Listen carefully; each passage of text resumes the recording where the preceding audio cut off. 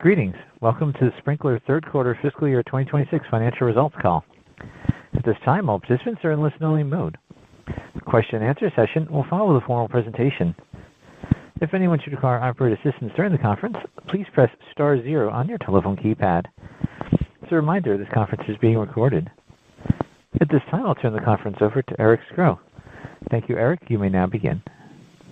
Thank you, operator, and welcome everyone to Sprinklr's third quarter fiscal year 2026 financial results call. Joining us today are Rory Read, Sprinklr's President and CEO, and Anthony Coletta, Sprinklr's Chief Financial Officer. We issued our earnings release a short time ago, filed the related Form 8-K with the SEC, and we've made them available on the investor relations section of our website, along with the supplementary investor presentation. Please note that on today's call, management will refer to certain non-GAAP financial measures. While the company believes these non-GAAP financial measures provide useful information for investors, the presentation of this information is not intended to be considered in isolation or as a substitute for financial information presented in accordance with GAAP. You are directed to our press release and investor presentation for a reconciliation of such measures to GAAP.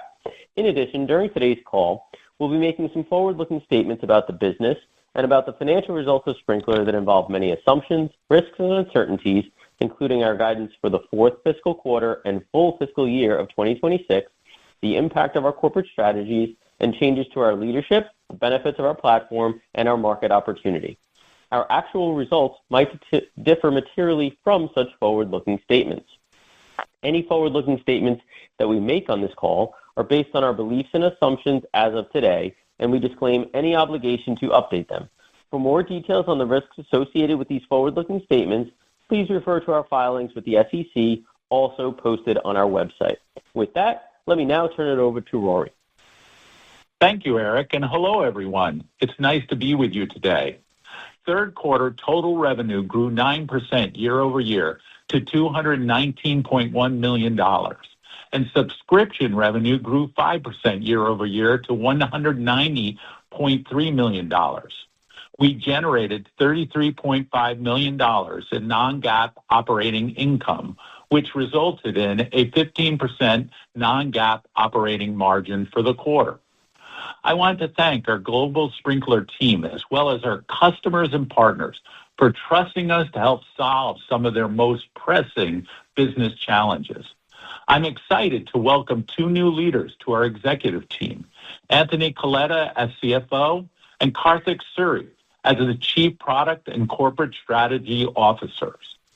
Both bring deep experience in scaling operations, driving growth, and building world-class products at leading technology companies.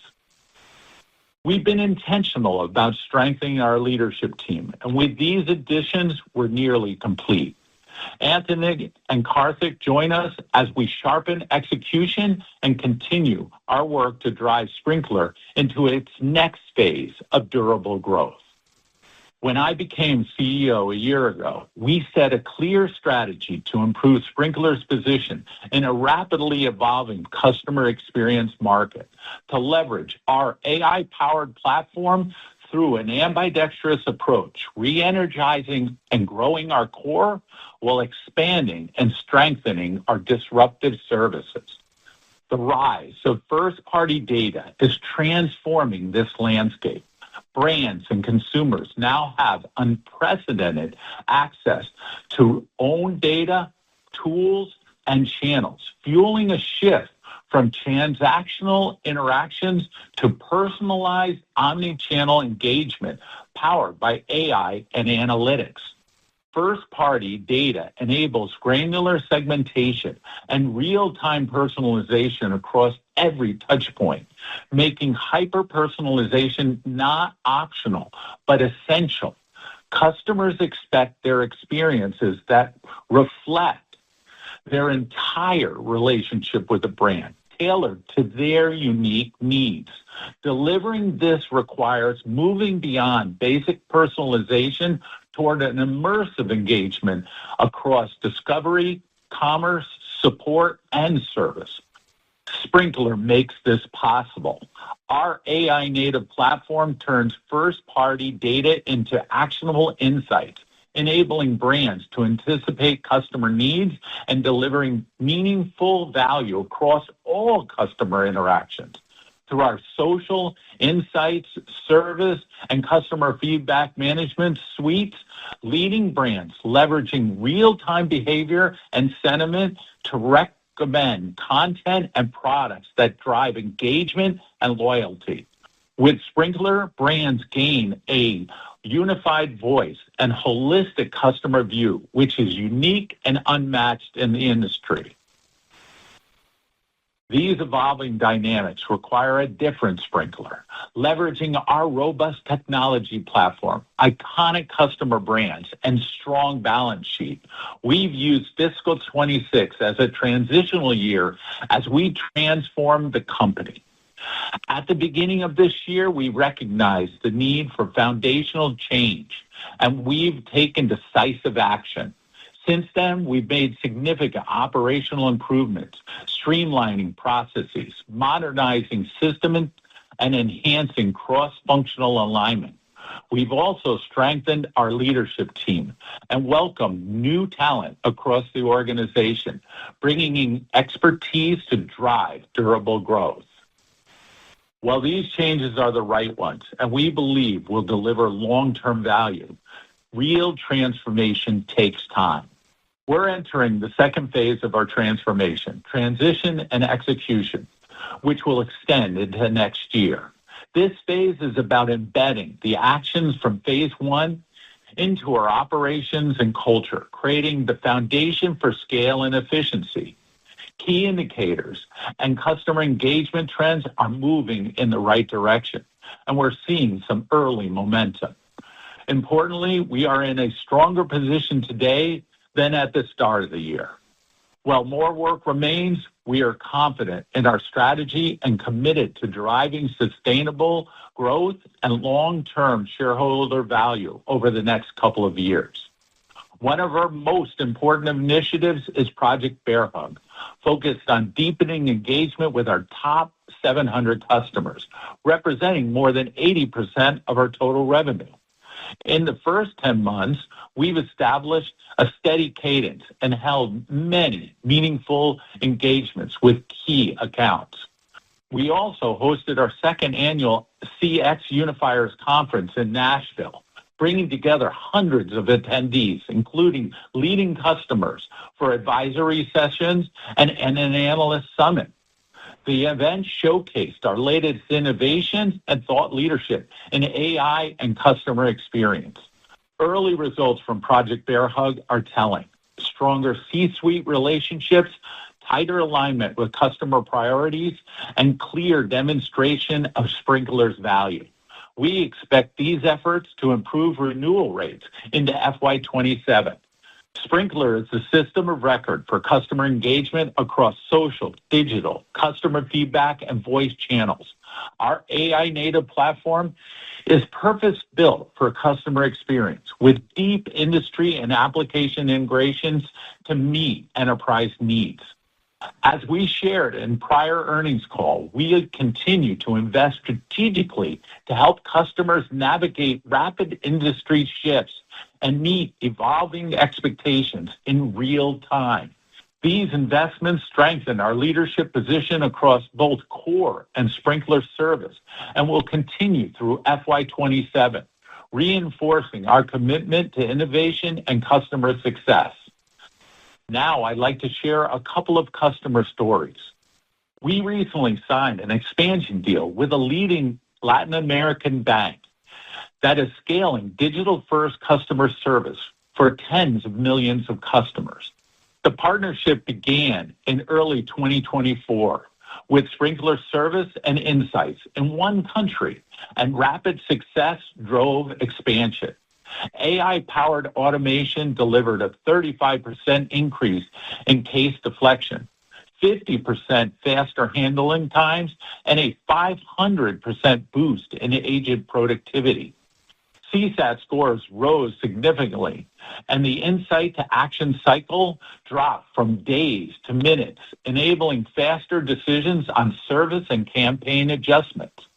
Building on these results, the bank doubled channel coverage in the next market, managing 4x more cases and unlocking millions of dollars in value through efficiency, risk mitigation, and retention.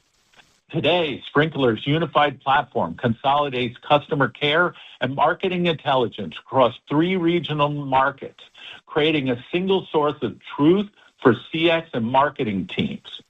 The latest expansion in AI agent underscores the bank's confidence in Sprinklr's ability to secure, scalable, and efficient digital services as it expands across Latin America. Our second customer story highlights our commitment to improve delivery and execution in partnership with one of the world's premier streaming and entertainment companies. We've come a long way since the initial implementation. In 2024, we launched the first phase of their global contact center transformation in Asia using Sprinklr Service and Knowledge Management. We had some initial challenges, and the customer let us know. Ahead of the North America, EMEA, and LATAM rollouts in early 2025, we met regularly face-to-face to address these challenges and to drive improvement. We made key personnel changes, tightened processes, and strengthened quality controls. With each phase, delivery improved. By September, the customer was fully live, 5,000 agents across 210 countries, supporting 40-plus languages, handling over 40 million contacts annually. The result, a new multi-year commitment. This turnaround reflects our values. We showed up and we made it right. We executed with excellence, and that's how we earn trust and drive growth. In closing, we made strong progress in our transformation to build a stronger, more customer-centric Sprinklr. Retention rates are beginning to show improvement, and our pipeline remains strong. Clearly, more work remains, but we are executing with new discipline and prudence to enable future and sustainable growth. As brands face rising customer expectation, first-party data has become mission-critical, creating new opportunities for loyalty and monetization. Sprinklr's AI-native platform is uniquely positioned to unify this data across all channels, delivering consistent, connected experience at scale. Our dual focus on transformation and execution is gaining momentum. 3Q marked another important step forward. And while some challenges remain, we are confident these initiatives will continue to improve our business. Now I'll turn the call over to Anthony for the financials. Anthony? Thank you, Rory, and good morning. It is great to be with you today, and I look forward to a constructive dialogue with the financial community. I would like to start by thanking everybody at the company for delivering such a strong Q3. This quarter marks another step in the transformation focused on business continuity as we solidify our position. It is a step forward on a longer path, one that sets the tone for consistent performance. With the leadership team, we are very much aligned and focused on scaling this business with clarity and operational discipline. As we progress towards the end of fiscal year, we are laying out the groundwork for the next phase to shape a trajectory that compounds value over time. I'm excited to join Sprinklr at this pivotal moment. What stands out for me so far is the competitive edge and the quality of our customer base, including some of the world's most iconic brands. It speaks volumes about the differentiated value of our unified CXM platform. Consistent with Rory's comments, we have a clear strategic vision, and we are committed to executing it with transparency. We are actively working through a transformation that we believe will position us for sustained growth coupled with quality of earnings. I want to thank the investors who have placed their trust in Sprinklr so far. You should expect a steady voice from us, openness about the state of play, and we'll be intentional in our approach. Now let me dive into the financial performance. In Q3, total revenue was $219.1 million, up 9% year over year. Subscription revenue was $190.3 million, up 5% year-over-year. While this was ahead of expectations, there has been downward pressure from renewals for more than 2 years now. In the third quarter, we continue to make tangible progress on previously challenged accounts. Driving consumption and securing renewals remain high on the agenda. Professional services revenue came in at $28.8 million as we are working on some large CCaaS rollouts for our customers that we expect will translate into software subscription revenue in future quarters. Services revenue came in better than anticipated due to more hours logged to some of these large projects. Our subscription revenue-based net dollar expansion rate in the third quarter was 102%. This is flat sequentially, showing some encouraging stabilization. At the end of the third quarter, we had 145 customers contributing $1 million plus or more in subscription revenue over the past 12 months, which is a modest decrease of 4 customers from Q2. Given the level of downsells over the past year, some customers have seen their trailing 12 months revenue dip below $1 million level for this metric.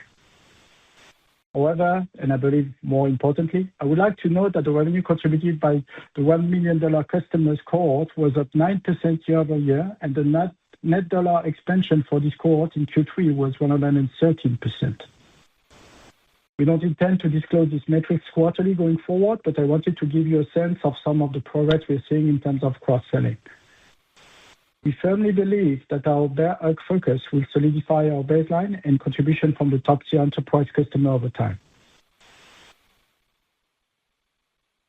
Regarding gross margins for the third quarter on a non-GAAP basis, our subscription gross margin was 77%, and the professional services gross margin was 5%, resulting in a total non-GAAP gross margin of 67%. As noted in previous calls, we are experiencing higher data and hosting costs in response to business opportunities, especially in Sprinklr service and our expanded AI capabilities. Turning to profitability for the quarter. Non-GAAP operating income was $33.5 million, or 15% margin, which was non-GAAP net income of $0.12 per diluted share. We incurred $0.8 million in restructuring and non-recurring litigation costs that are deemed to be non-core to the operations of the business, and as such, these costs are not included in our non-GAAP figures. We generated $15.5 million in free cash flow in Q3 and $126 million year-to-date on a reported basis. Excluding restructuring payments made mostly in the first half of the year, free cash flow for the first 9 months was nearly $140 million. Our balance sheet remains strong with $480.3 million in cash and marketable securities and no debt, providing optionality for future capital allocation. Calculated billings for the third quarter were $158.4 million, an increase of 7% year-over-year. As of October 31st, 2025, total remaining performance obligations, or RPO, were $857.6 million, down 5% compared to the same period last year. In Q3 full year 2025, there were a couple of large deals that were pulled forward and reported in that quarter, leading to a higher baseline. Excluding these outliers, total RPO will be flat year-over-year. And current RPO and CRPO was $562.2 million, up 3% year-over-year. Now I'd like to shift to our financial outlook and guidance for the remainder of the year. For Q4, we expect total revenue to be in the range of $216.5 million to $217.5 million, representing 7% growth year-over-year at the midpoint. Within this, we expect subscription revenue to be in the range of $191 million to $192 million, representing 5% growth year-over-year at the midpoint. The Q4 guide implies $25.5 million in professional services revenue, which is growing by 25% year-over-year. This is a step down sequentially because of one-time positive impact from large projects sent out in Q3. We expect professional services gross margin to be slightly negative in Q4 due to continued investment in services delivery and capabilities. We believe such investment is worthwhile, as these implementations will yield dividends in terms of increased consumption and customer satisfaction in the future. With respect to billings, Q4 is traditionally the strongest quarter, given business seasonality and overall technology spending, so we estimate total billings of approximately $320 million for the quarter. We expect non-GAAP operating income to be in the range of $29 million to $30 million, resulting in non-GAAP net income per diluted share between 9 cents and 10 cents, assuming 254 million diluted weighted average shares outstanding. This equates to an approximately 14% non-GAAP operating margin at the midpoint. As noted earlier in the year, we are experiencing a stronger uptake in our AI products, leading to higher cloud costs. Secondly, as Rory noted in his remarks, we are investing to position the company for revenue growth in the future through hiring AI and R&D talent, particularly in targeted regions, to best serve key customers as well as enabling additional go-to-market capabilities. These factors are reflected in the guide for Q4. For the full year FY26, we are raising our expectations for both subscription revenue and total revenue estimates. We now expect subscription revenue to be in the range of $754 million to $755 million, representing 5% growth year over year at the midpoint. We flowed through all the Q3 bits. We now expect total revenue to be in the range of $853 million to $854 million, representing 7% growth year over year at the midpoint. This is a $15.5 million increase from prior guidance, driven by an increase in our professional services revenue expectation to $99 million and the corresponding flow-through and raise for subscription revenue. For the full year of FY26, we are raising our non-GAAP operating income to be in the range of $137.5 million to $138.5 million, driving a 16% non-GAAP operating margin. This equates to non-GAAP net income per diluted share between 43 cents and 44 cents, assuming 265 million diluted weighted average shares outstanding. In deriving the net income per share for modeling purposes, a total tax provision of approximately $42 million needs to be added to the non-GAAP profit before tax line. To get to non-GAAP profit before tax, start with the non-GAAP operating income ranges provided and add an estimated $24 million in other income for the full year, with $4 million of that to be earned here in Q4. This other income line primarily consists of interest income.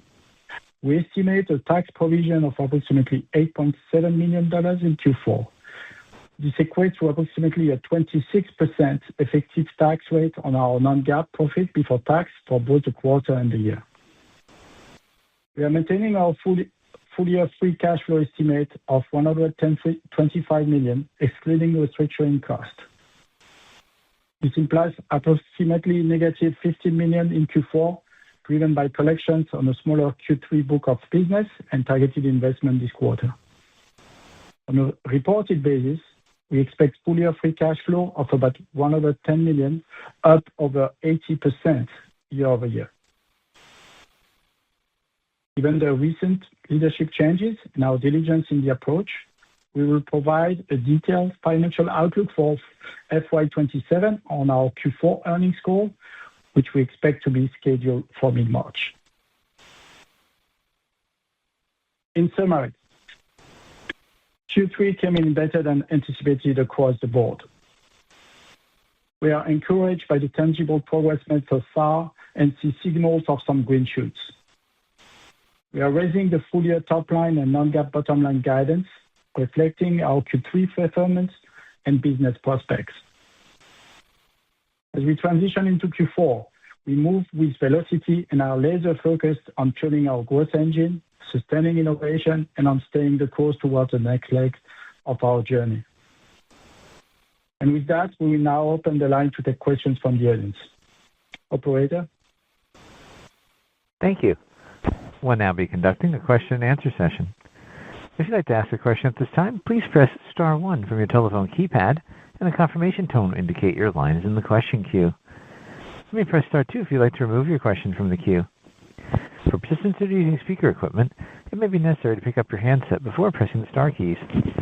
One moment, please, for our first question. Thank you. And our first question comes from the line of Jackson Ader with KeyBanc. Please proceed with your questions. Great. Good morning, guys. Thanks for taking our questions. The first one, I guess, for Rory, I understand we're moving into kind of a second phase here, but with the revenue performance in the quarter, I'm just curious, in the here and now or in the short run, like how sustainable do you view this kind of performance, like this quarter's performance, as we head into next year? Sure. Hey, Jackson, great to hear from you. I think, Jackson, the key here is you're in the 3 phases of a transformation.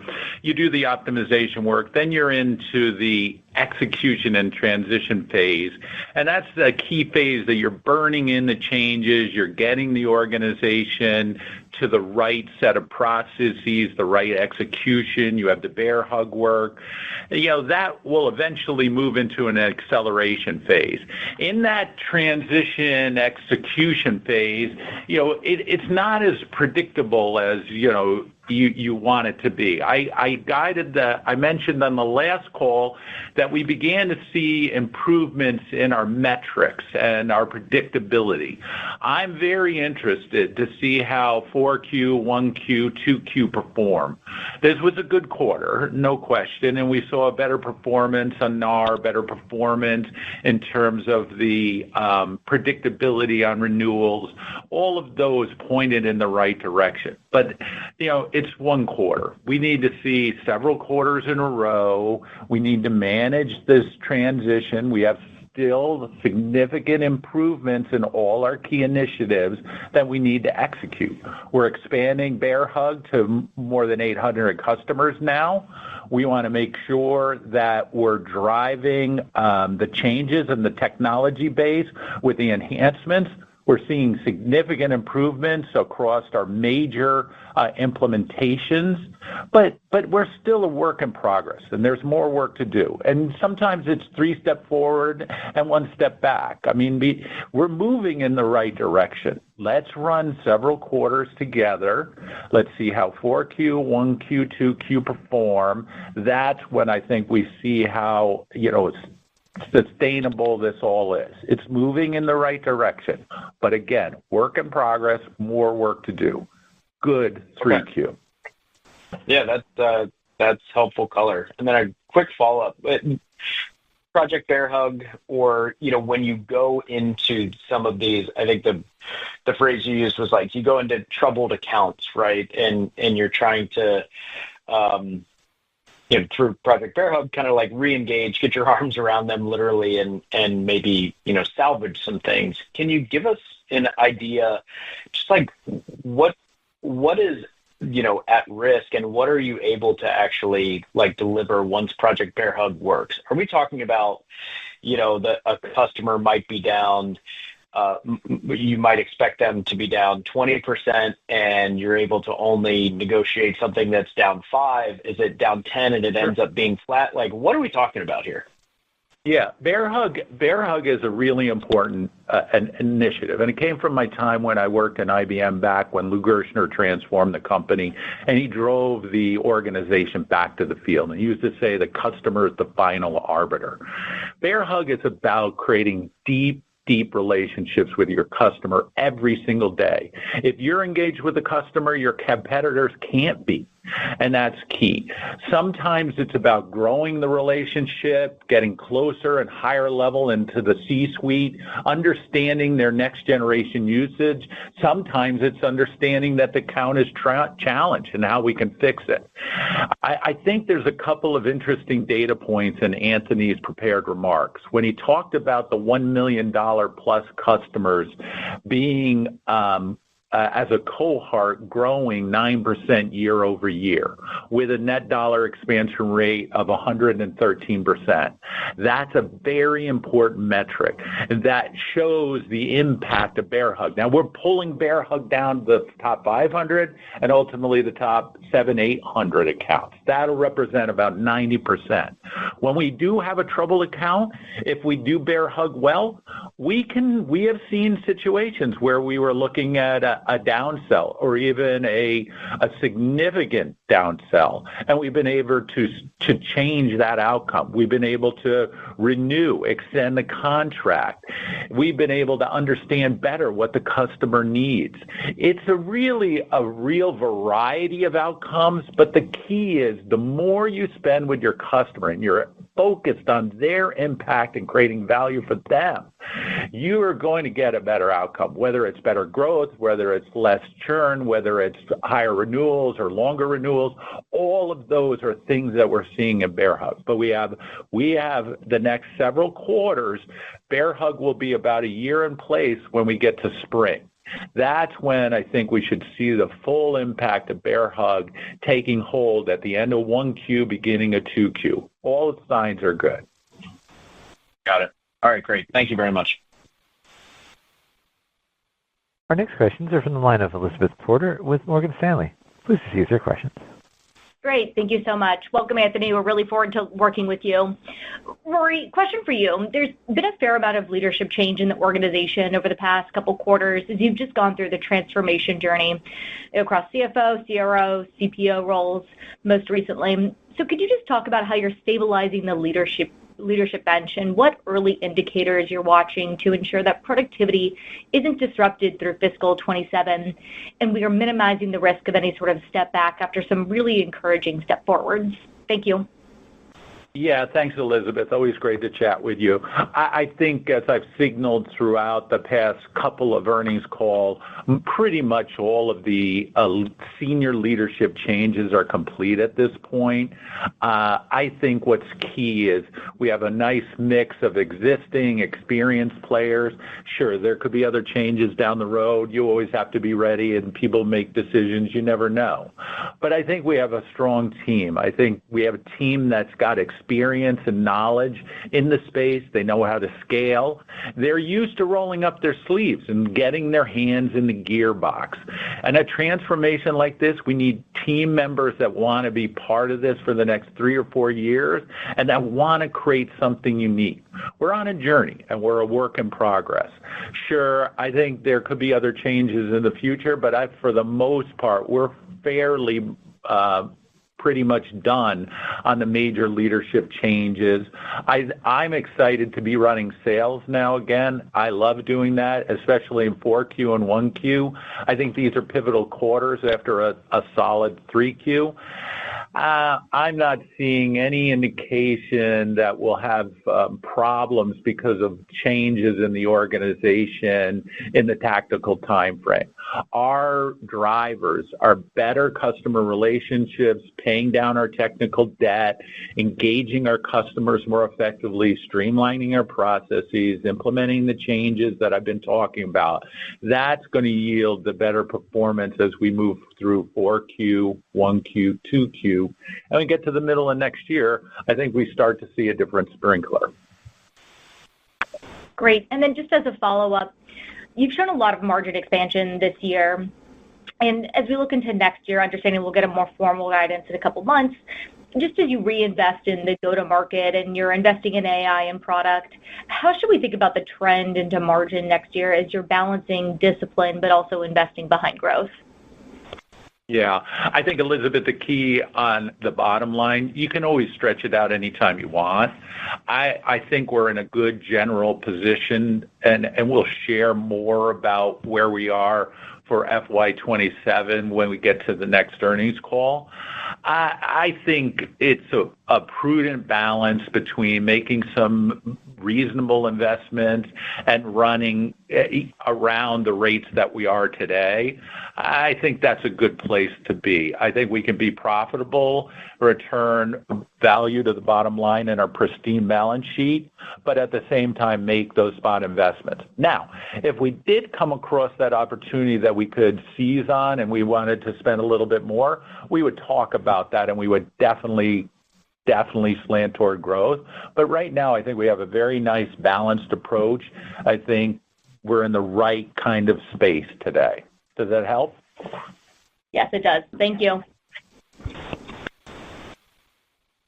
The next questions are from the line of Patrick Walravens with Citizens. Please receive your questions. Oh, great. Thank you. And let me add my congratulations. Rory, for you first, it seems to me the big thing to get done, initially at least, is renewals. So how did renewals in Q3 compare to your expectations? And do we have some big ones coming up in Q4? Yeah, I think renewal rate is the key for us over the next several quarters. As I've always talked about the bend in the business, I think, we have a very interesting technology platform. We have iconic brands that really, when we get it right, they spend a lot of money with us. And I think the indications on that 1 million cohort is powerful. I think the key on renewals is 3Q. Our metrics, our forecasting predicted where we were going to be, and we came in there or better. So that was good. That's the first time we've seen real predictability in the numbers, and I think that's reflecting a better management system. As we look forward to 4Q, 1Q, 2Q, that's where I think we start to see that bend in that renewal rate. And I think what we want to do is run several quarters together. We have big renewals every quarter. The good news, Pat, is that we are managing our renewals 3-4 quarters out. I have forecasts now on renewal rate for 1Q, 2Q, and I'm working on 3Q right now. So we actually have bear hug plans, account level plans to manage those engagements months and months in advance. That's just got to yield better results. And I think what we got to do is see where we go in 4Q. It's a big quarter. Good pipeline, good momentum coming out of 3Q, but we have work to do. And then seeing renewal rates in 1Q, 2Q, I think are going to be fundamental that we see that continued improvement. This has been a 3-4 year decline. We're now starting to be able to predict it, and we're starting to see the benefits. I really like those numbers, Pat, in that $1 million cohort. That's where we focus Bear Hug first. And we see, net dollar expansion 113%. That's where you want to be. Good stuff. All right, fantastic. And then, Anthony, I covered, nice to chat with you again. I covered SAP the 18 years you were there. It was already a big company when you joined in 2006, and then 18 years later, it was 4 times bigger. So it's interesting to me that you took this role. What attracted you to Sprinklr?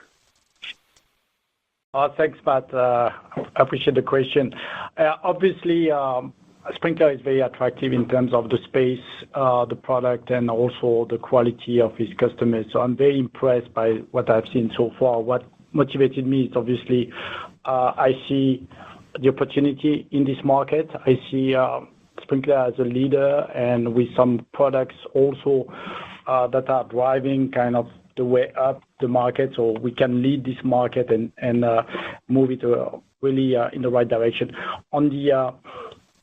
On the financial aspect, I think the balance sheet is healthy. The fundamentals are there. It's solid, but I see potential also in terms of the evolution. I've been doing transformation in my prior company, and I see how it looks on the other side. So I believe also in the execution and what you can get on the other side of a transformation story.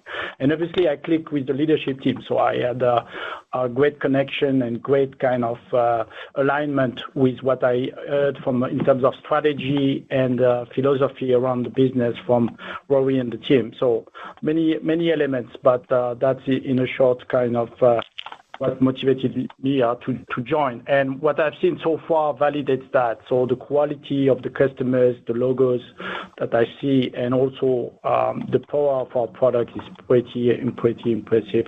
And I give you one example, which gives you also kind of validating that. When I looked at the 5 most valued companies in the US or the most valued companies in Europe, they are all using Sprinklr today. So that gives you a sense of the relevance of Sprinklr in the enterprise space, in the large enterprise space. So there's work to do here, but I think we know where we're going. We have a clear strategy, and we're very well aligned on how to execute on it. But I see the potential of growing this business and obviously optimizing the margin profile. So we are now on the way, but very good start so far, and I appreciate the question. Thanks. All right, fantastic. Thank you. Our next question is from the line of Catherine Trebnick with Rosenblatt Securities. Please proceed with your questions. Oh, hi. Thank you for taking my question, and congratulations on the new role.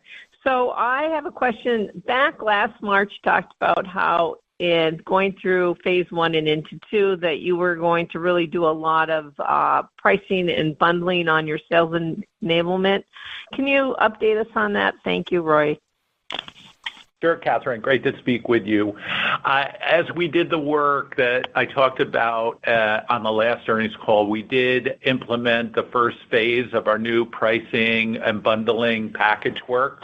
We did it on new tech core, MarTech stack core, the whole social listening insight space. Early feedback over the first quarter has been good. Customers liked it. We saw good acceptance of it, good feedback. It wasn't crazy positive. It wasn't negative at all. It was good. It was a step forward. What we're doing now is in the next quarter after this, we'll continue to burn it in, make sure it's performing the way we want to. Then we'll expand it to all existing MarTech stack customers. So we'll begin to move them to the new pricing model, not just on the new offerings, but on the existing base. And then finally, later next year, we'll move the service function in that direction. So we implemented the first phase. It's going reasonably and well, and we're seeing good feedback.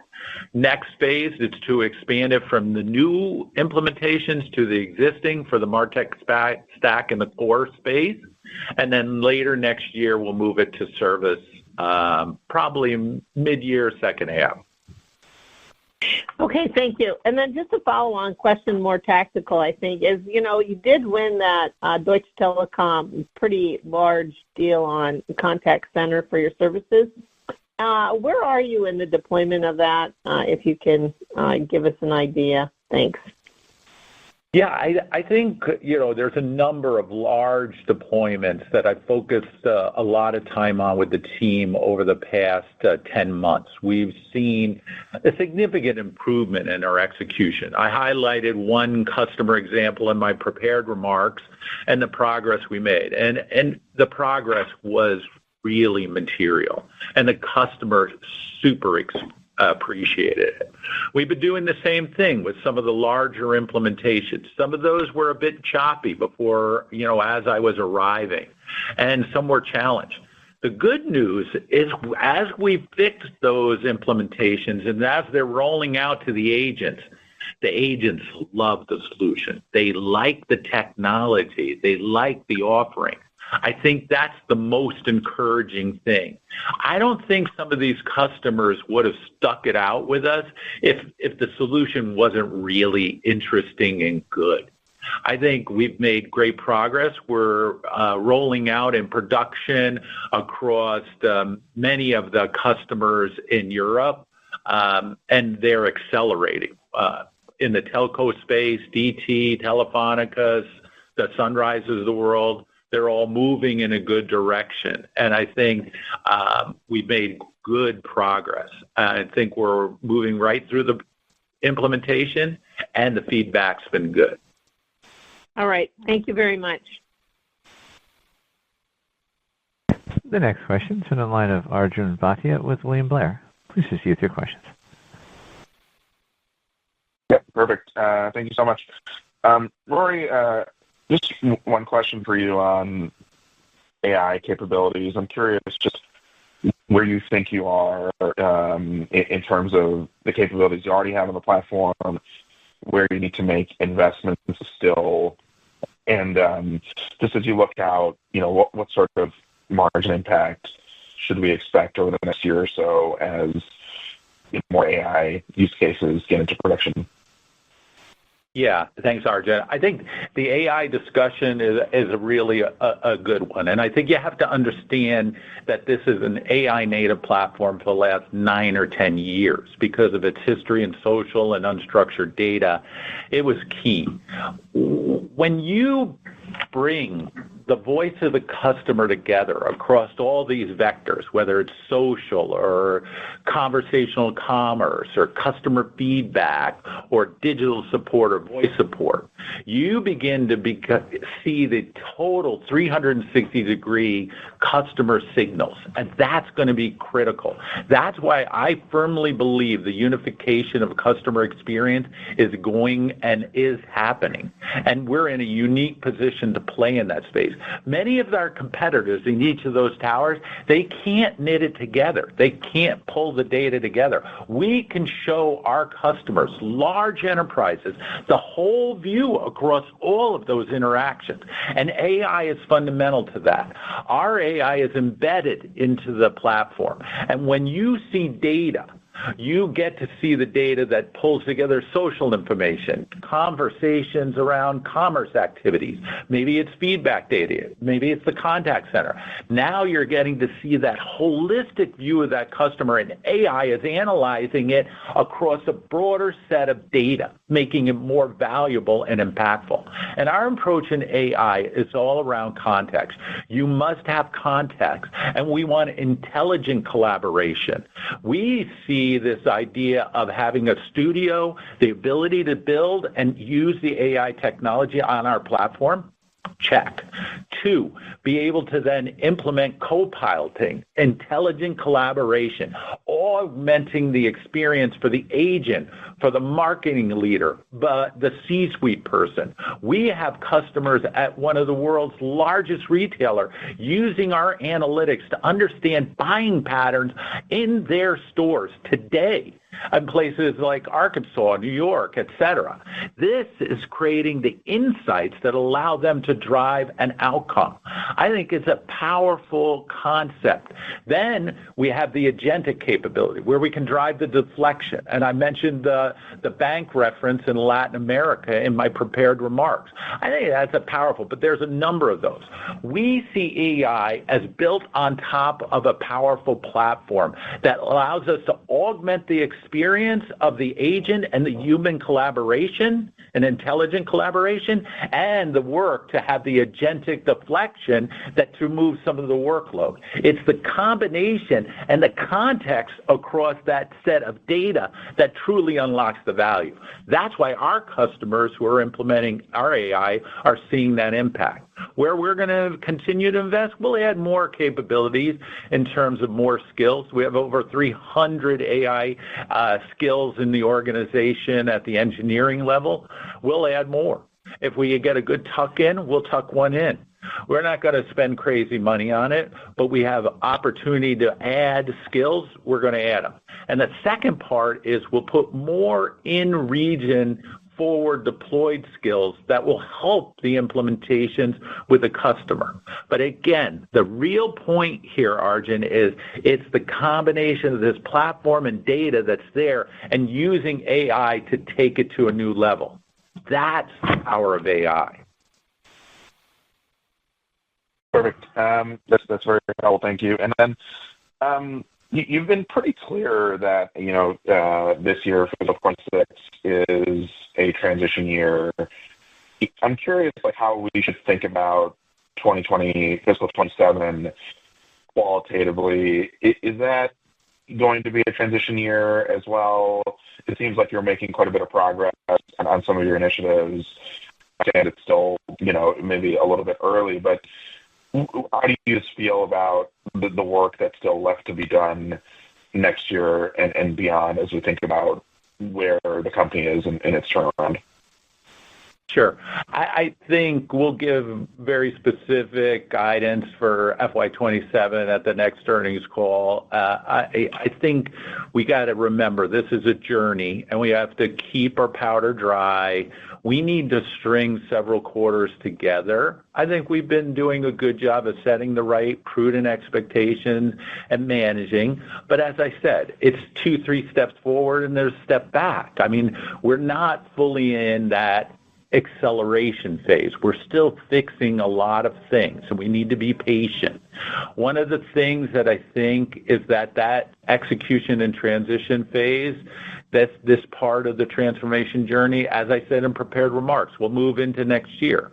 At some point next year, I'm hopeful that we'll move into the acceleration phase, but we had a solid 3Q. Solid. We saw better performance on NAR and more predictable and better performance on renewal rates. Good. Check.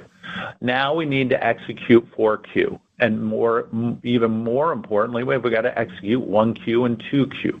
That'll string several quarters together and really form the foundation. At that point, I think then we can kind of talk about when do we move into phase 3.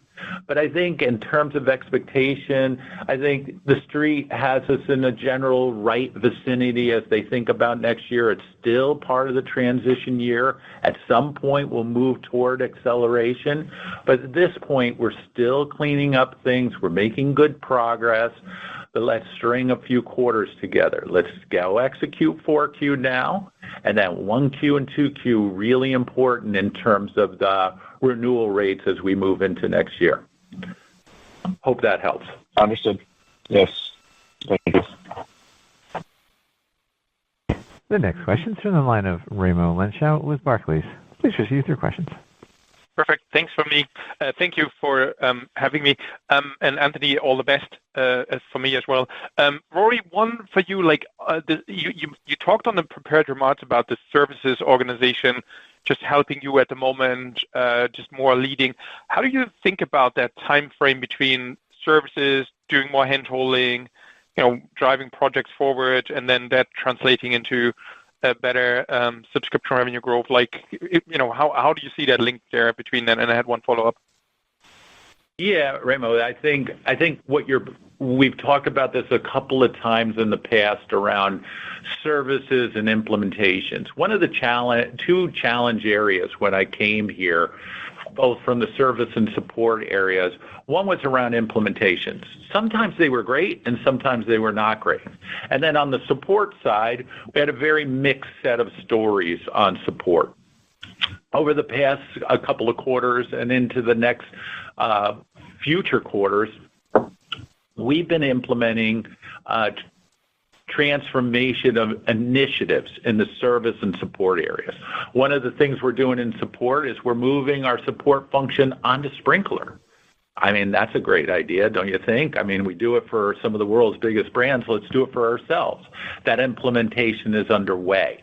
We're going to bring all of our support onto Sprinklr and use enhanced processes and flows to give better support to our customers. They have highlighted this in the past as an area of gap. That will see an increase in coverage at the end of this calendar year, beginning of next year calendar, and we're implementing Sprinklr in this fiscal fourth quarter into 1Q next year. So we will be moving that support. That's an important step. On the services side, we're doing other transformational. We're moving to new technology to track. Do you know that we tracked our services projects and skills with spreadsheets? Come on. That's not modern.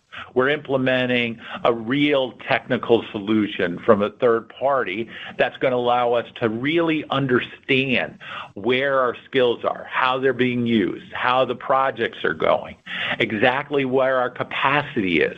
And we're expanding our relationship with our partners. Our partner win rate is almost double other channels win rate. We saw in the quarter some outstanding wins where we partnered with some of the usual suspects, the NTT Datas, the Accentures, the Deloitte, the Sammys, the Premium Blend, and the list goes on. And if I offend any of my partners, I apologize. I love my partners, and they're key. We're seeing good traction there. We're going to build that out over the course of the year, and we're going to continue to build stronger practices with them. And then finally, we're implementing run books around all of our implementations, and our new products are going through a new product introduction process, so they actually have documented implementation plans.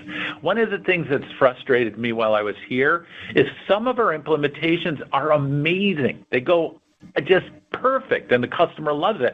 And then others are all over the floor. Why? We don't do it consistently, and every day we're working to make that consistency better with those three areas. Again, I think those initiatives time out in that, early spring, early summer timeframe, midsummer timeframe next year. All of those are all working in that period. Okay, perfect. And thank you. And then, Anthony, if you think about the communication you want to do, like I remember at SAP, there was a very strict way of kind of guiding. If you think about the situation here, we are going to try to get obviously leading indicators of where things are going. There's billings, and you talk a little bit to that. There's CRPO, which might be a bit broader, etc. What's your initial thinking here as you kind of think about how to communicate going forward? That's a great question. In terms of guidance philosophy, we will be focusing really on being realistic and transparent on what we do, on the assumptions and the risk. So we want to have a clear modeling and clear narrative. And obviously, most importantly, we want to deliver on it. So you can expect that, we say what we do and we do what we mean at the end of the day. And you can expect really that we'll be focusing on consistency and transparency. So that's the philosophy. And around the key metrics, it's fairly simple. We'll continue to focus on subscription revenue. That's the kind of key indicator for us. But obviously, the quality of the CRPO, the quality of the growth of the platform, the net dollar expansion are also key elements for me in terms of on one end, when you see the upsell and cross-sell traction that we have, you see that we have the right product market fit. But when we think of this NDE amongst the key cohorts, to me that's showing also the growth on the platform and the opportunity here. So I think I will continue to focus on that. And when it comes to the financials, the operating margin, we need to continue to make progress on that, and we'll have some key initiatives to support that, and the free cash flow generation. So there is good cash flow conversion so far, but we continue to make to grow that metric, and that will be a key element for me of suggesting the success that we have going forward. We have a healthy balance sheet, so we need to continue to fuel that growth on the free cash flow generation. But that's kind of what you can expect. It's consistency in the performance, transparency in the execution, and deliver on it, and focusing on the right metrics to support the sustained growth of this company. Okay, perfect. Thank you. Good luck. Thank you. As a reminder, to ask a question at this time, you may press star one. The next question is in the line of Matt Van Vliet with Cantor Fitzgerald. Please proceed with your question. Hey, good morning. Thanks for taking the question, and welcome, Anthony. I guess wanted to double down and ask about the comment you made about the RPO change. can you give us just a little more detail in terms of what the contracts that were booked last year, how maybe the renewal cycle on those are, and how we can sort of square together the pretty significant sequential decline in total RPO? Sure. I think one of the keys on that space is we saw last year, as I was just coming on, that we had some larger deals that came in the telco space. We saw some timing issues in terms of that. We're looking out over the next couple of quarters, and as Anthony suggested in his prepared remarks, we expect that to move in a positive direction. We also see that the progress that we're seeing in terms of our NAR and in terms of our renewal rates. We're seeing that guidance. We saw that same drop. We think that's really more timing. If you get to an apples and apples, it's basically a slight increase or about the same. I think we should start to see that move in a positive direction. I think we'll see some very interesting renewals in the telco space over the coming quarters, and I think that's going to reflect on our improved execution that we've been delivering this year. But again, I think it's a work in progress. I think you got to see the next several quarters unfold, and I think everyone needs to be patient and focused on that. That's the key. Great. And then as you think about moving to a larger cohort on the Bear Hug initiative, any, I guess, couple learnings from the first go round that you think will either be faster to execute or even more, I guess, fixated on certain metrics as you go into those customers and ultimately what the outcome could be there? Yeah, I absolutely. There's a couple of things that jump right out at me. I've met with over 450 customers over the first year directly at extended times, and many of them multiple times. The feedback that we've gotten, where we've gotten ourselves in trouble, it was because of poor execution, not delivering on commitments we made, choppy levels of support, and too many changes in the organization at the field level. I think we've been addressing each of those items, and Bear Hug is about engaging that customer. As we expand from the first several hundred to go to the 700-800 kind of range and really cover 90% of our revenue, that's going to be the foundational growth, that enterprises that we can grow into big accounts. We have accounts in $10, $20+ million a year spending. That means that we're doing it really well with some tough customers. We have to do that on a broader scale. The keys that you see, having done Bear Hug the past 4 or 5 months, build the right account team. Make sure you create consistency. Get an ongoing discussion with the customer every week, every month. Be way ahead of renewals. Don't even focus on the concept of renewal. Focus on the concept of creating value and upsell all along. Beat RFPs. Get ahead of them. Extend the customer earlier. We have a bag of tricks, a utility belt like Batman. We have a utility belt of programs that we're giving to the teams. Bring in service skills to augment and get next generation usage. Redo the platform. These are all items that Bear Hug we've learned over the first 6 months that we're applying at scale now. And I think by the time we get through 1Q and 2Q, I think we're going to have very interesting proof points at that time. Do not get ahead of ourselves. We have work to do. We're a work in progress. We're making good progress, but it's still a transition execution. And as you know, some steps forward, some steps back. We are generally moving in the right direction. We're not in the full acceleration phase. The next few quarters, building on a solid 3Q, is the path forward for us. Thank you. At this time, this will conclude our question and answer session. I'll hand the floor back to management for closing comments. Yeah, I want to thank everyone for joining today, and I want to acknowledge our Sprinklr team members around the world for their hard work, and really importantly, our partners. We love our partners. They make a huge difference. Our customers who trust us with some of the most difficult work, they're giving us the time and space to make a better Sprinklr.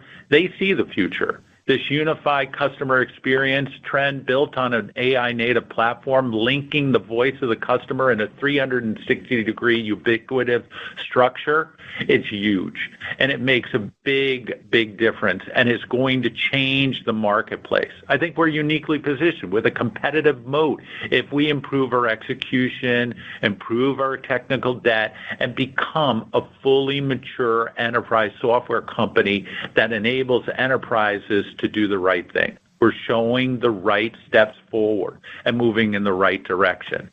Give us time, be patient, and I thank our investors who have shown interest and keep following us. We're a work in progress, but I think it's a very interesting work in progress with significant opportunities in the future. Thanks, everybody. Have a wonderful day, and thank you for joining us. Ladies and gentlemen, thank you for your participation. This does conclude today's teleconference. You may now disconnect your lines and have a wonderful day.